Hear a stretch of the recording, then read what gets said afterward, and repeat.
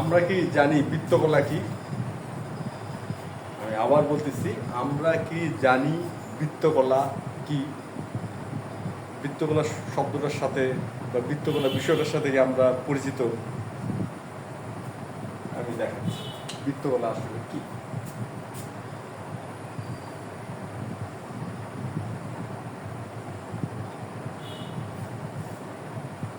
এটা একটা ও কেন্দ্র বিশিষ্ট একটা বৃত্ত। এটা কি? ও কেন্দ্র বিশিষ্ট একটা বৃত্ত। এইখানে আমরা কি করতে পারি? ও এর একটা ব্যাসার্ধ,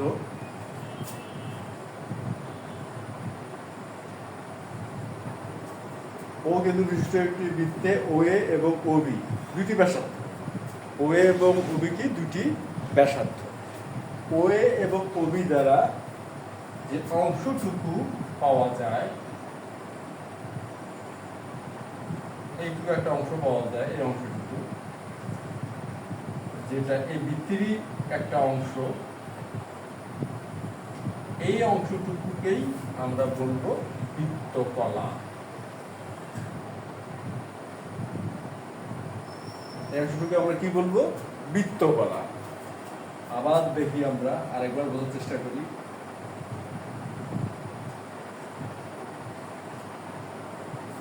এখানে সি ডি পি কেন্দ্র বিশিষ্ট একটি বৃত্ত, পিসি এবং পিডি হচ্ছে একটা ব্যাসার্ধ, দুইটা ব্যাসার্ধ। এই ব্যাসার্ধ দ্বারা যে অংশটুকু আমরা পাই সেটা হচ্ছে সিপিডি। এই অংশটুকুই হচ্ছে বৃত্তকলা। বৃত্তকলা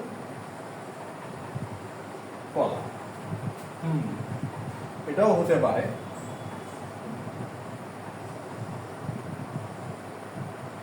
এই অংশটুকু, মানে এই অংশটুকু এই ব্যাসার্ধ দুটো দ্বারা আলাদা করা যাচ্ছে, এটাও বৃত্তকলা।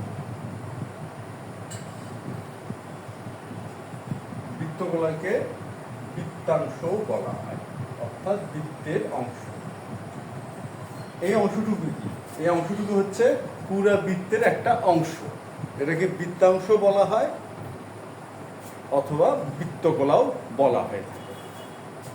এখন আমরা বৃত্তকলা কি বা বৃত্তকলা বলতে কি বোঝায় বা বৃত্তকলা আসলেই বৃত্তের কি বিষয়, এটা আমরা চিত্রের সাহায্যে মোটামুটি ভালো মতোই বুঝতে পারলাম যে বৃত্তকলা আসলে কিছু না, বৃত্তেরই একটা অংশ যেটা কিনা দুটি ব্যাসার্ধ দ্বারা খণ্ডিত করা হয় বা করা যায়। দুইটি ব্যাসার্ধ লাগবে। দুইটি ব্যাসার্ধ দ্বারা যে অংশটুকু আমরা আলাদা করতে পারি, আলাদাভাবে চিহ্নিত করতে পারি, সেই অংশটুকুই আসলে বৃত্তকলা বা বৃত্তাংশ। আমরা বৃত্তকলা বুঝলাম। এখন কথা হচ্ছে, আমরা বৃত্তের ক্ষেত্রফলের সূত্র জানি, পাই আর স্কয়ার। বৃত্তের ক্ষেত্রফলের সূত্র কি? Pi R square. এটা আমরা জানি। তাহলে বৃত্তকলা কিংবা বৃত্তাংশের ক্ষেত্রফলের সূত্রটা কি হবে, বা কি করে আমরা এই বৃত্তাংশ বা বৃত্তকলার ক্ষেত্রফল নির্ণয় করব, সেটা এখন আমরা বোঝার চেষ্টা করব যে কিভাবে বৃত্তকলার ক্ষেত্রফল নির্ণয় করা যায়।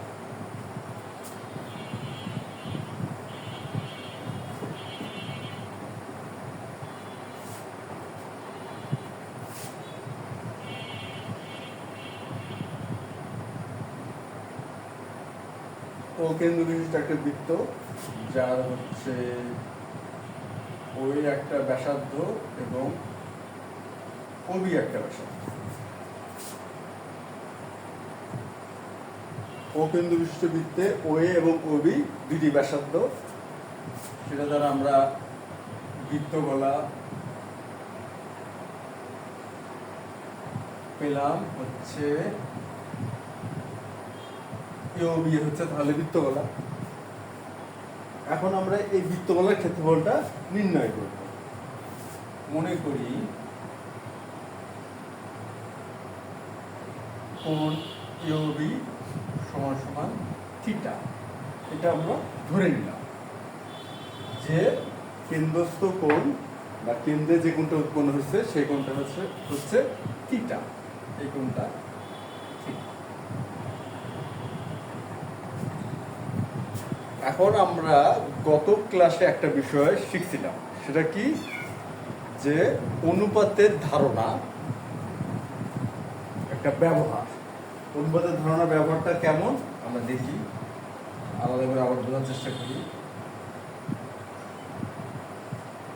এই যে কোণটা থিটা ওয়ান, এই যে কোণটা, এই কোণের জন্য আমরা এইটুকু অংশ পাই, এই বৃত্তকলাটা পাইছি। এই কোণের জন্য আমরা বৃত্তকলাটা পাইছি। এখন কোণটাকে যদি আমরা বাড়াই দেই তাহলে বৃত্তকলার পরিমাণও বাড়তেছে। অর্থাৎ এখান থেকে আমরা বলতে পারতেছি যে কোণের পরিমাণ যে হারে বৃদ্ধি পাচ্ছে, বৃত্তকলার পরিমাণও বা পরিমাপও সে হারে বৃদ্ধি পাচ্ছে। তাহলে কোণ আর বৃত্তকলা সমানুপাতিক। কোণ আর বৃত্তকলা কি হচ্ছে? সমানুপাতিক হচ্ছে। এখন আরেকটা বিষয় আমরা জানি যে এই যে পুরো কোণটা, এখানে আমরা যদি পুরো কোণটা ধরি তাহলে এটা হলো 360 ডিগ্রি। আর এইটুকু কোণ আমরা এই চিত্র থিটা ধরে নিচ্ছি, এটা হলো থিটা আর পুরো হলো 360 ডিগ্রি। তাহলে থিটার জন্য আমরা কোন বৃত্তকলাটা পাচ্ছি? এ ও বি। আর 360 ডিগ্রির জন্য আমরা কোনটা পাচ্ছি? পুরো বৃত্তটাই। মানে 360 ডিগ্রির সাথে পুরো বৃত্তটা পাচ্ছি। এখন আমরা গত দিনের সেই অনুপাতের ধারণাটা এখন ব্যবহার করি। তাহলে এখন আমরা ব্যবহার করি থিটা। থিটার জন্য আমরা কি পাইছি? বৃত্তকলা এও। আর 360 ডিগ্রির জন্য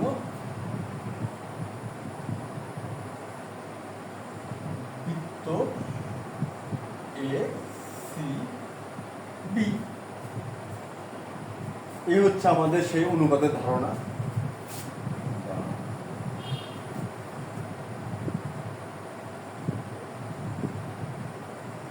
থিটা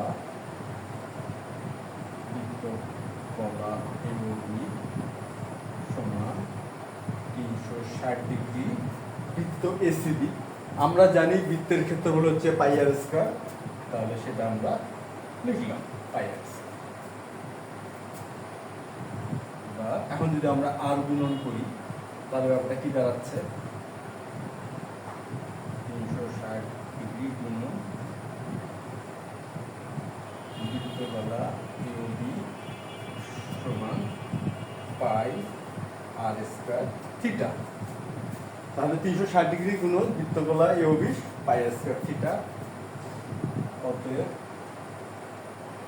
বৃত্তকলা এবি সমান পাই আর স্কয়ার থিটা ভাগ 360।